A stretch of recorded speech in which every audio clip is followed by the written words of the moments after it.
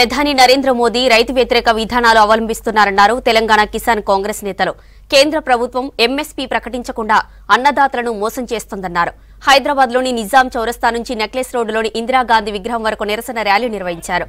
ఢిల్లీ సరిహద్దులో రైతుల ఆందోళనకు మద్దతుగా నిరసన ర్యాలీ తీశారు.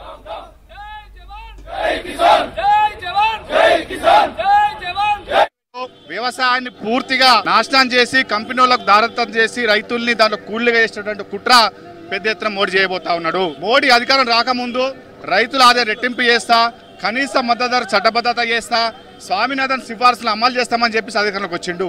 తీరా వచ్చిన తర్వాత కరోనా టైంలో 3 నల్ల చట్టాలు చేసి వ్యవసాయాన్ని పూర్తిగా నాశనం చేసేటువంటి పరిస్థితికి వచ్చిండు. అది గమనించినటువంటి రైతాంగం అంతా కూడా ఢిల్లీ స్థాయిలో పెద్ద ఎత్తున ఉద్యమం చేసి ఎన్ని ఇబ్బందులు పెట్టినా, ఎన్ని ఆటంకాలు కల్పించినా, చలికి ఎండకు వానకు అన్నిటికీ ఓర్చుకొని పెద్ద ఎత్తున ఉద్యమాన్ని నడిపిండ్రు. సహచార రైతాంగం 750 మంది చనిపోయినా కానీ ఎక్కడ కూడా తలొగ్గకుండా బాధపడకుండా పోరాటం చేసిండ్రు.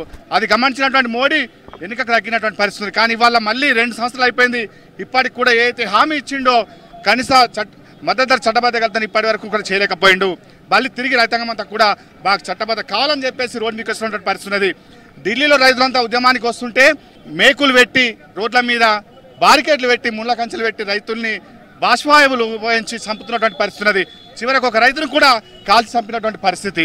అందుకని దేశంలో జరుగుతున్న రైతు ఉద్యమానికి తెలంగాణ కిసాన్ కాంగ్రెస్ తరఫున సంఘీభావ ర్యాలీ చేస్తా ఉన్నాము. 700 మంది చనిపోయిన ఈ నల్ల చట్టాలకు వ్యతిరేకంగా నిర్వహిస్తున్న ఢిల్లీ వాళ్లకు సంఘీభావంగా తెలంగాణ రాష్ట్రంలో అనివేశ్ రెడ్డి గారి నాయకత్వంలో మన రైతన్నలకు మద్దతు తెలుపుతూ మేము మోడీ గారు రాబోయే 40 రోజుల్లో ఎన్నికలు ఉన్నాయి, రాష్ట్ర వ్యాప్తంగా దేశవ్యాప్తంగా నీకు గుణపాఠం చెప్పే రోజులు దగ్గరకు వచ్చినాయి.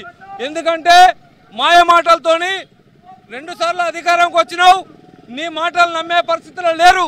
ఎందుకంటే నువ్వు మోసపూర్తిమైన వాగ్దానాలు ఇచ్చి అధికారంలోకి వచ్చినావు. ఇక నీ ఆటలు సాగవు మోడీ గారు, నీ జిమ్మిక్కులు ఇక నడవవు.